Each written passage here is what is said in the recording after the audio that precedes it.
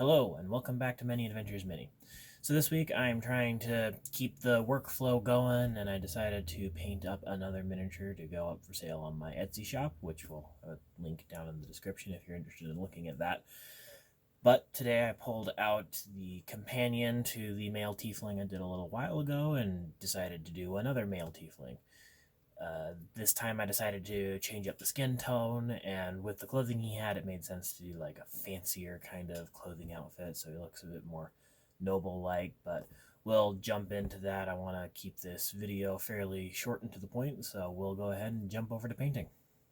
Alright, here is our pre-images for this Tiefling Rogue. It's a pretty fun sculpt, very similar to the last Tiefling Rogue that I did, other than the slightly different pose and I'm going to call it slightly finer looking clothing, but let's go ahead and we'll jump in. After I primed and prepped the basing for this, I used some dark stone to color in the basing material. I decided to skip over the filming of the basing material this time since I've shown it several times, but if anybody would like me to bring that back, please leave me a comment and let me know. But once I get that in, I start in on the skin tone with this ultramarine blue. It's just a nice middle to dark blue, so that's why I decided to start with it there. And I use it to get all of the face and horns and ears right there. And then I also get it over here on his hands and the tail. And I do have to do several thin coats with this one since the pale primer shows through pretty strongly with this dark paint, so I had to do good, probably somewhere around 3 or 4 coats on most of these blue surfaces in order to get the saturation that I wanted from this paint. But once we get what we want there, we just move on to using this alien purple color. It's a nice dark purple. I like it a lot, and I use it for the color of his coat and a good chunk of his pants, and just most of the cloth, or in this case I guess all of the cloth on him that's not leather, I base coat in this alien purple. And this is the same story as the blue. I had to do probably 3 or 4 thin coats just to get the right opacity and saturation and prevent me from having any like streaky paintbrush lines in there. So once I go through and get everything as thoroughly coated as I would like, I then go ahead and move on to this leather brown. And using the leather brown, I hit, as you would expect, all the leather pieces. It's a bit cliched, but I do really like the way that this particular brown works with some of my washes in order to get a good leather effect. So it's become kind of a staple for me. I use it all the time. It's probably my favorite for just a basic neutral leather. It's entirely possible to go brighter or darker or even go with colors on leather, but this is a quick and easy and simple staple that allows me to get the right look without having to do any extra fiddling. So that's what I'm happy with it for. But as you can see, I go around, I try to be careful to hit all the spots and not go over. So I'll get the belt and his knife sheaths and all of the pouches. This guy has a lot of pouches, which I suppose makes sense for a rogue. They're supposed to have all sorts of stuff on hand for every occasion that they might need. But it takes quite a while to get all that before I even get down to the boots. And I just give them a thorough coating around, and I'll come back and touch up details on the boots with some other colors at a later point. But for now, I just get them a solid leather base coat. And once I get all of that in, I use some matte black here, and I use that to color in the hair. Now, it's not always the best idea to start from this dark of a black when you're trying to do black hair, but it seems to work for me most of the time, and I haven't really had any issues. But I'll come in with mummy robes after that to touch up the ruffle of this guy's shirt coming up out of this. I guess it's kind of like a leather tunic or whatnot, but I decided to go with off-white for that. And I use this desert yellow here in order to paint this rope that he has on his belt, because that's what I interpreted it as, and I couldn't really see it as anything else. But then I start on my washing step, and I take this violet wash from the Citadel line, and I use it to hit all over his tunic and everything before I go on and use my black wash to fill in the base in order to get the depth and dimension that I want down there. And then I use an indigo wash, and I use that to hit all of the skin areas. Since he does have the blue skin, this worked perfectly for me.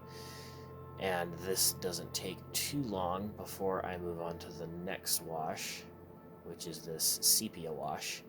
It's a nice dark brown wash which I use on all the leather bits, and it just very nicely recedes into those crevices and gives me still a bright leather color with some dark shadows in there.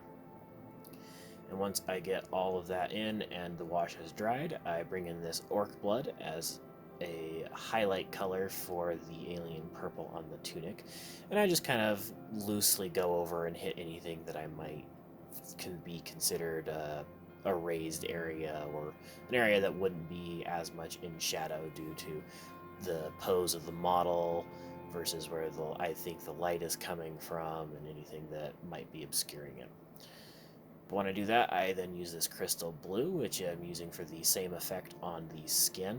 I'll hit the upper raised areas with this in order to differentiate between the brighter areas and the darker areas hidden from the light source, which in this case I'm just imagining as being a somewhat overcast day with the sun mostly straight ahead, so that the light is coming straight down but is somewhat diffused. So you get some decent shadows, but nothing too extravagant. And next, I tried using this Grimoire Purple as an additional highlight color, but it's about the same tonally as the Orc Blood, but just a slightly different shade of purple, so that didn't quite work out for me. So I switch over to this Void Shield Blue instead to work more on the edge highlights of the skin. This really lets me make the face pop out and stand out by hitting the tips of the horns and the cheekbones and nose. And then I'll pull out my plate metal and greedy gold here in order to start hitting my metallics. I use the greedy gold in this situation as kind of an edging technique. I'm just going around the shoulder plates and some other spots to add some visual interest and just give a little border there. And like I was saying, this guy seems like he could be more of like a noble or well-to-do rogue.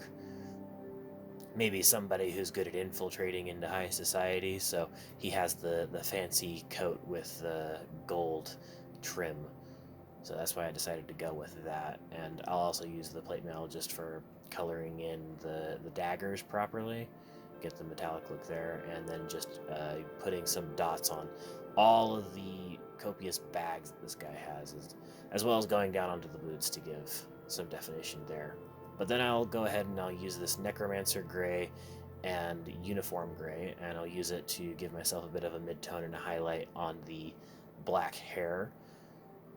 And this is why I was pretty happy with it there, but it came out all right for the black hair. But then I go back to using my black and mummy robes to do the eyes. This came out really good. I was pretty proud of myself. It only took me one attempt to get the eyes, and I didn't have to do very much correction afterwards, and it came out pretty smoothly. But then I use the Uniform Gray there to pick out some of the rocks on the base, just to get it how I wanted, with a quick black wash to get the recesses again before I come in with my glue to attach the flocking to. And this is pretty straightforward. I just use my normal flocking, sprinkle it on, press it down where I want, scrape off where I think it's a little bit too much. It's pretty straightforward and works very well. And then when I'm done, I come in with my Vallejo matte varnish, give everything a thorough coat, and let it dry. And with that, this is the final product. I'm really happy with this one, and this is one of the ones that I'm going to be putting up for sale on my Etsy store.